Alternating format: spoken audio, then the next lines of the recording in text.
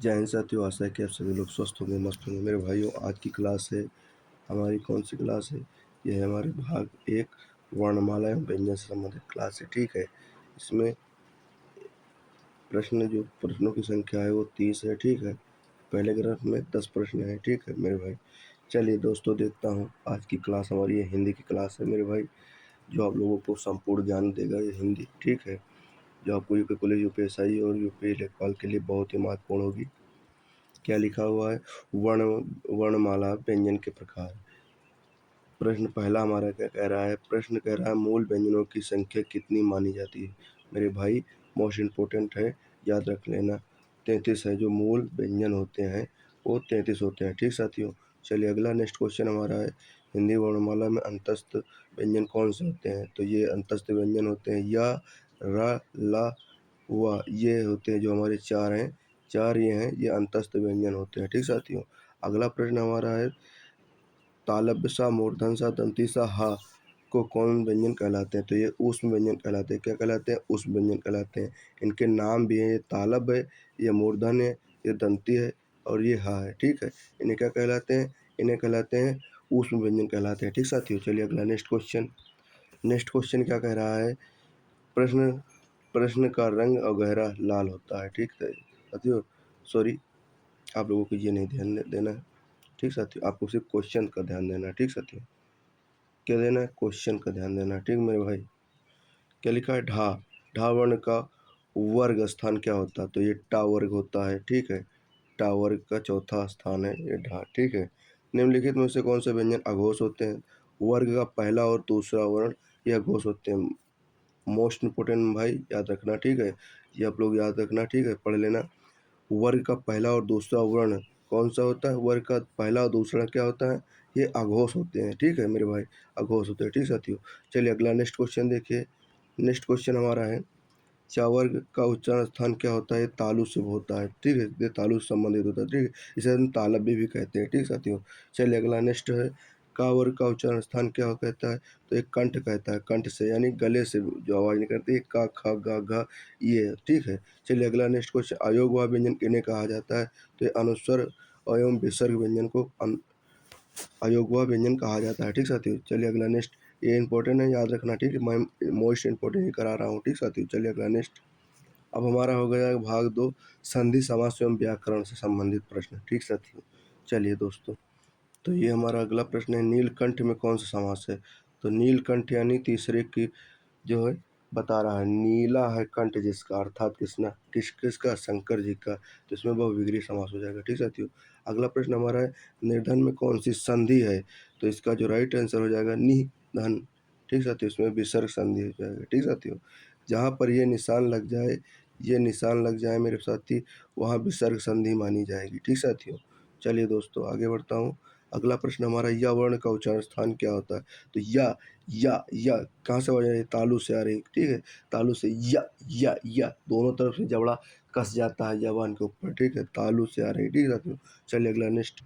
अगला हमारा है शब्द रूप एवं काल। ठीक साथियों, तो इसका जो है अगला प्रश्न हमारा है, अगला प्रश्न हमारा है, याचना शब्द का बहुवचन रूप क्या होगा? तो इसका जो राइट आंसर हो जाएगा वो याचना यानी सहना, सहन रहता है। ठीक साथियों, अगला नेक्स्ट। अगला प्रश्न हमारा है 15 नंबर, छंद मुख्य रूप से कितने भेद होते हैं? तो इसके 3 भेद होते हैं, मात्रिक, वर्णिक और मुक्तक, ये 3 होते हैं। ठीक साथियों, इसके जो भेद होते हैं वो 3 होते हैं। ठीक साथियों, मात्रिक, वर्णिक और मुक्तक, ये पेपर में पूछा जा सकता है। ठीक साथियों, ये वेरी वेरी इंपॉर्टेंट क्वेश्चन है। ठीक साथियों, इसे मार्क कर लेना। ठीक मेरे भाई, चलिए दोस्तों, अगला प्रश्न क्या कह रहा है, रमेश ने समाचार पढ़ा में कौन सा काल है? तो इसका राइट आंसर हो जाएगा सामान्य भूतकाल है। ठीक साथियों, अगला नेक्स्ट। अगला प्रश्न हमारा है, अध जल गगरी छलकत जाए का अर्थ क्या है?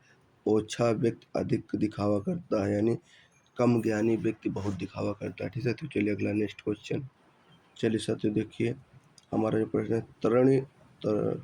तरणी तरुणी का क्या अर्थ होता है? तो तरुणी मतलब सूर्य होता है और तरुणी मतलब युक्ति होती है। ठीक साथियों, अस्थावर का सही विलोम शब्द क्या होगा? तो इससे जंगम हो जाएगा। ठीक साथियों, यथाशक्ति में कौन सा समास निहित है? तो अव्ययी भाव समास है। ठीक साथियों, यथाशक्ति, तदाप्ति, ठीक है, तथाशक्ति, यथाशक्ति, यथाशीघ्र, इसमें सब में अव्ययी भाव समास होगा। ठीक साथियों, जो पहले कभी ना हुआ हो उसके लिए एक शब्द, ये तो अभूतपूर्व हो जाएगा। ठीक साथियों, अगला नेक्स्ट हमारा है अंबर का अनेकार्थी शब्द क्या है, तो ये आकाश का वस्त्र है। ठीक साथियों, अंबर का अनेकार्थी शब्द, अंबर का यानी आकाश भी कहते हैं, वस्त्र भी कहते हैं। ठीक साथियों, चलिए अगला नेक्स्ट, अगला हमारा है अलंकार एवं मुहावरे। प्रश्न 23 है, जहाँ उपमेय में उपमान का आरोप हो वहाँ कौन सा अलंकार होता है, तो वहाँ रूपक अलंकार होता है। इसका उदाहरण है चरण कमल बंदो हरिराय, चरण कमल बंदो हरिराय। ठीक साथियों, अगला नेक्स्ट क्वेश्चन हमारा है, हाथ कंगन को अरसी क्या क्या अर्थ है, इसका अर्थ है प्रत्यक्ष को प्रमाण की आवश्यकता नहीं होती है।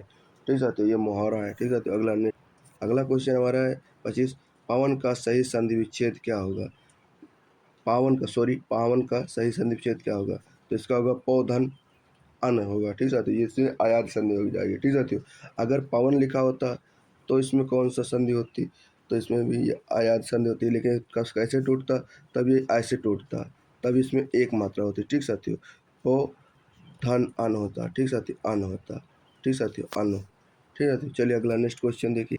अगला प्रश्न हमारा है भाग 3, हिंदी साहित्य एवं रचना से संबंधित प्रश्न है।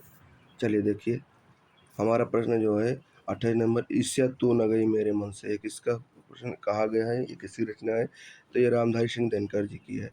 और अगली रचना हमारा है गबन गोदान, और गबन किसकी रचना है, तो इसे मुंशी प्रेमचंद जी की है। ठीक साथियों, अगला है वीर रस का अस्थायी भाव क्या होता है, तो उत्साह होता है। ठीक साथियों, कुरुक्षेत्र किसकी रचना है, तो ये भी रामधारी सिंह दिनकर जी की है।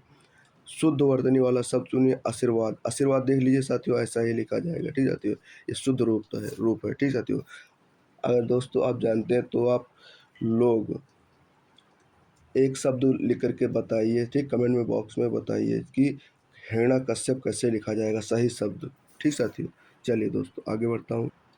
अगला क्वेश्चन हमारा है भाववाचक संज्ञा का उदाहरण है, जैसे मिठास, बुढ़ापा, ये भाववाचक संज्ञा को दर्शाते हैं। ठीक साथियों, ये नापा तोला नहीं जा सकता, ठीक से महसूस किया जा सकता है। ठीक, केवल पवन का संधि विच्छेद कीजिए, ये देखो आ गया। ठीक साथियों, मैं जो अभी बताया था पोधन अन होगा। ठीक साथियों, चलिए अगला नेक्स्ट क्वेश्चन हमारा है दो वर्णों के मेल को क्या कहते हैं, तो दो वर्णों के मेल को संधि कहते हैं। ठीक साथियों, अगला क्वेश्चन हमारा आग किस प्रकार का शब्द है, तो ये तद्भव तद्भव शब्द है। ठीक, अग्नि इसका है जो तत्सम होगा। ठीक साथियों, अगला क्वेश्चन हमारा है चंद्रबिंदु किस श्रेणी में आता है, तो ये अनुनासिक में आता है। ठीक साथियों, जो इसमें ईया हो जाएगा, अड़ा हो जाएगा, ये सब अनुनासिक में आते हैं। ठीक साथियों, जितने भी 5 वर्ग होते हैं आखिरी के लास्ट वो अनुनासिक में आते हैं। ठीक साथियों, चलिए अगला।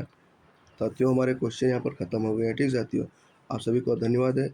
आशा है कि ये प्रैक्टिस सेट आपकी परीक्षा की तैयारी में सहायक सिद्ध होगा। ठीक साथियों, मेरे भाई अगला प्रैक्टिस सेट इससे अच्छा लाऊंगा। ठीक साथियों, और इससे चुनिंदा क्वेश्चन बनाऊंगा, जितने भी एक साइड में फॉर्म में उस तरीके से लाऊंगा। ठीक साथियों, ताकि आप लोगों की जो बुद्धि है में सीधा छेद करें। ठीक साथियों, दोस्तों अगर ये वीडियो अच्छा लगे तो एक लाइक ज़रूर कर देना। ठीक साथियों, जय हिंद, जय भारत।